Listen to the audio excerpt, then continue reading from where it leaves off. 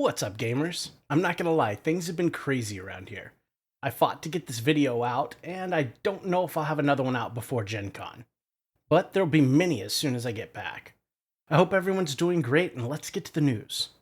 Live on crowdfunding now, over on GameFound we have DC Superheroes United with only a few days remaining, and Ascension Legends, the latest standalone set for the deck building game with around 2 weeks remaining. And now on to the news. Let's start off with some GenCon news. Badges are sold out for Thursday, Friday, Saturday, with Sunday filling up rapidly. They will not be selling badges on site, so this is your only warning. GenCon is selling out. They released a digital version of the program and a peek at the official merch lookbook. GenCon starts Wednesday with Trade Day and officially opens to the general public on Thursday. A new unboxing video for the production sample of Phantom Epoch is over on the Phantom Epoch channel. Final link in the description. With this bright spot comes news of an MSRP increase, which will be taking place on August 5th. From August 5th, the MSRP of the game will move from $115 to $135. Make sure and get any pre-orders in before then to secure the lower pricing on this one.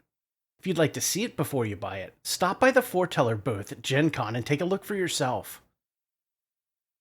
It's production time for Apex Legends from Glass Cannon Unplugged. They just had a visit from Longpack with a complete pre-production sample of the game.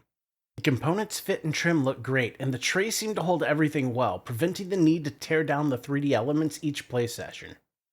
The plastic minis are nearly production complete, with the player dioramas looking top-notch. They're sticking fast to their goal to deliver both English and language versions with as little gap as possible. They've also shared the remaining rulebook files for review if you so wish. The buzzer is sounded, and the production of Cycles 4 and 5 and the reprint of Aeon's Trespass Odyssey is complete.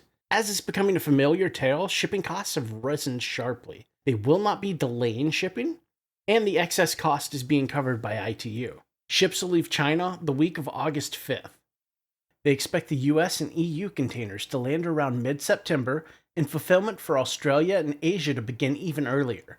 The Pledge Manager will be closing soon. This is the last chance to get in on the reprint or expansions, as they do not expect to do reprints in 2025 or 26. They're also releasing a huge update for the companion app that includes many requested functionalities, including an updated Argonaut screen, the ability to export saves, a new technology screen, an armory, and much more. Be on the lookout for the next ATO update around August 8th. And what's this? Production of Unconscious Mind is complete and freight is beginning. US containers should arrive in port around August 14th. The containers for the EU and UK should arrive around the 24th of August, Australia and New Zealand around the 25th, and Asia should start shipping around the 20th. The update includes ship names and container codes for those ship stalkers out there. You can catch Unconscious Mind and the team at Essen Spiel. Shipping for the remainder of Trudvang Legends is underway, and this week they're sharing pictures of the Lost Stories production copy. Shipping for Asia is mostly complete except for Indonesia. The container for the Australian hub should arrive around the end of July. For the European hub, the shipment should arrive towards the end of August. Packages bound to the US, Canada, and rest of the world are still being packed and labeled, and hopefully more solid dates will be available soon. Development on the Queen's Dilemma is progressing at an improved pace. They hope to have a better idea of production schedules in September or October when the first samples arrive. Playtesting has been focused on the finale of the campaign experience, where all of your decisions and choices will have an impact on the Kingdom of Ankith's future. The update dives deep into the Cult of the Mother, but that part of the update flirts with spoiler territory, so I'll leave that for you to read. And now, can we please have a moment of silence? I may be a bit behind the curve on this one, but I bet there's others that don't know yet either. The X-Wing miniatures game and Star Wars Armada have both been cancelled by Atomic Mass Games. Sadly, this brings to an end a long-running and beloved game played by millions. It'll remain interesting to see what the future holds for prices of the little plastic miniatures.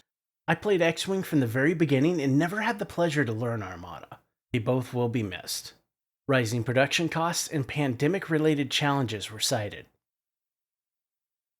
Frostpunk is heating up the summer with many exciting things going on. Frostpunk 2, the video game, will be releasing September 20th on Steam. This begs the question, will there be an expansion to the original board game, or perhaps a sequel?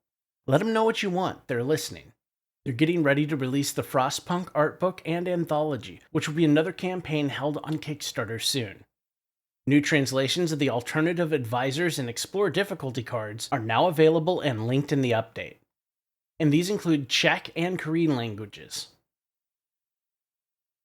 A new threat emerges from the depths for the Bad Karmas. Just announced they'll be running an expansion campaign to bring the old one to bear in the Bad Karmas and the Curse of Cthulhu.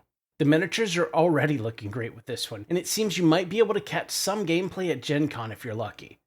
This will be the first expansion for TBK and will include a full reprint if you missed out the first time. Shipments of SAS Rogue Regiment are a go. For the US, shipping should have already started. The same for Canada. Australia games should be at the hub now. Playtesting of the Beast Shattered Isles and the Great Hunt is almost complete. They hope to be finished in July and spend a few weeks preparing files for translations. The pledge manager for the project looks to open around mid to late August. Orange Nebula held one of their wormhole streams this past week, revealing new additions for both Vindication and Unsettled. Vindication will be receiving 2 new 15-card packs that'll rock a new art style and will fit in the archive. And Unsettled checks in with the first 2 double-digit planets. Tawa and Vokor will add some new flavor and punch up that challenge level to 11. Production is a long process for the Scarface 1920 Bloody Business.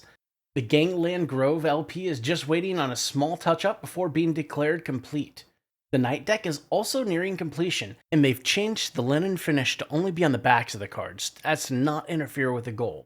Samples of the neoprene mats are in, and they still lack some tweaking to be closer to done. Some samples of the miniatures are also shown, all of which look great. August 15th, they'll be adding in shipping to the Pledge Manager. August 1st, the Pledge Manager will close, and they're shooting to wrap up production around mid-January for March deliveries. German translations for Chronicles of COD Apocalypse are almost complete. Spanish translations are complete and are being proofed. French translations are in the final stages now. They're hoping to be done with production around October. Portuguese digital translations are complete, and they're in the layout phase, with a suspected September release date. They're looking for translators for Italian and Polish at this time, and hope to start them around September. CSG will be at GenCon previewing Dante, and happy to answer questions from gamers. Restocks are in for Wyrmspan and Wingspan. For Wyrmspan, they have everything from wooden resources and coins down to the playmat and the game itself.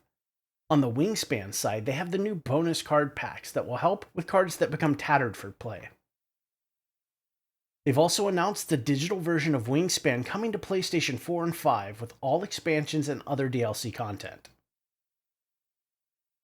The printed samples of Stars of Akarios 1.5 needed some love and attention, and a slight delay was added to allow for more technical editing. Plastics have been in manufacturing, and the timeline for the project still looks towards the end of the year or early next year.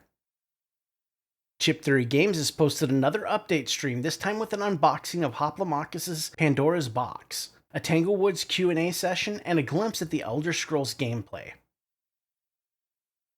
Freight shipping is underway for Dark Venture 2nd Edition and expansions. Ships are due in port in the US, EU, and UK around mid-August, with Asian shipments beginning next week. Cassette tapes are complete and being shipped around the world to various hubs.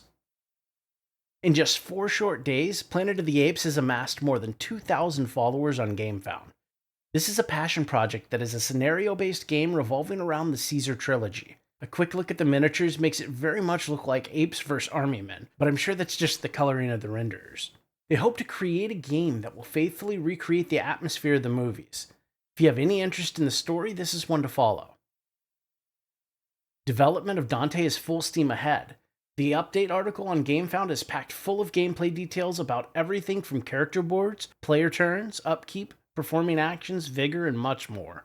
Too much to go into detail here.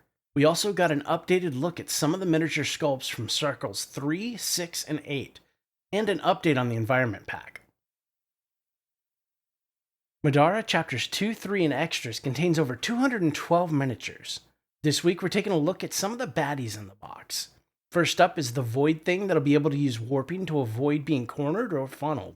Next, the Optimath that twists their body into whatever their profane sense of beauty is. and the Mana Seducer, whose resistance to magic is only the tip of the iceberg. So that's going to be a wrap. As I said earlier, I'm not promising another video before GenCon, but we'll see how things go. I'm still working on the unboxing video for Cthulhu Death May Die's Relay Rising, as well as a few other fun videos on the side. More news will be coming, of course, next week. I don't often promote it, so let's talk Discord today. We have a growing community over on Discord that's open and welcome to everyone. Come by and talk games with us. We'd love to have you. Don't forget to subscribe if you haven't and help us grow to be a big, strong channel. Have a great week and play something phenomenal this weekend.